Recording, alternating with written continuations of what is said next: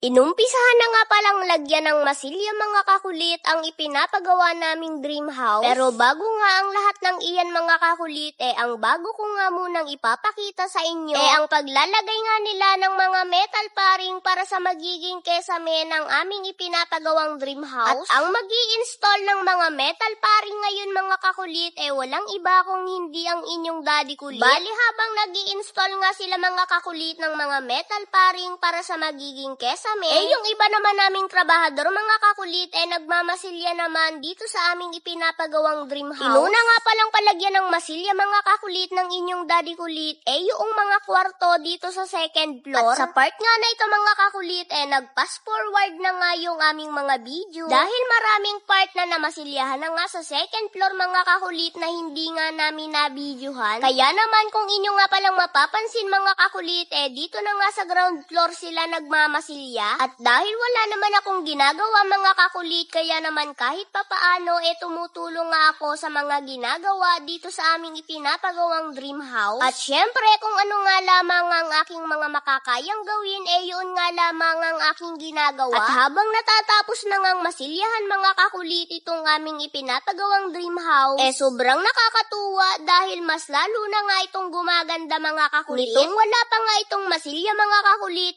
parang napakadilim pa nga nitong pagmasdan. At ngayon na unti-unti na nga itong nalalagyan ng masilya, unti-unti na nga rin siyang gumagandang tingnan. Maraming part nga dito mga kakulit sa aming ipinapagawang dream house ang hindi na nga namin natutukan ng video. Pero okay lamang yon, ang mahalaga nakakapag-update nga ako sa mga nangyayari dito sa aming ipinapagawang dream house. Dahil nababasa ko nga mga kakulit sa aming comment section, lalo na nga yung mga solid supporters namin na talaga namang solid din na nakaabang sa mga video namin dito sa aming ipinapagawang dream house. At syempre, ang isa pang ang nakakatuwa doon mga kakulit, sobrang natutuwa nga din sila na meron na nga kaming sarili naming bahay. Kaya naman, ipinagdarasal ko nga mga kakulit na yung mga tao na sobrang natutuwa sa mga ginagawa namin at sa na-achieve namin, na sana dumating yung araw na sila naman ang magkaroon kung ano nga yung mga bagay na meron kami ngayon. Sa pagkakaalam ko kasi mga kakulit,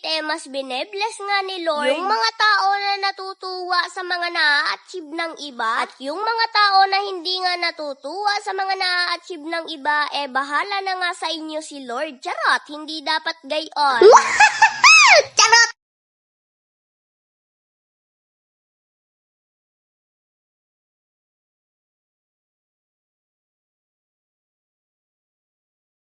Yun, 800 times 3. Uy, di ba? Yan ang napanalunan ko ngayon.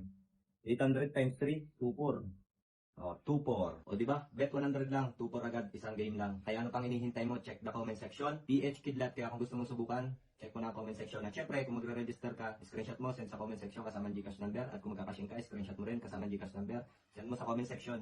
Pamimili ako ng mabibigyan ko ng bonus ngayon. Pero be responsible lamang mga kakulit ha. Ang larong ito is sa 21 years old lamang pataas at bawal ito sa 21 years old pababa. At kung may extra income ka lang, saka mo lang subukan.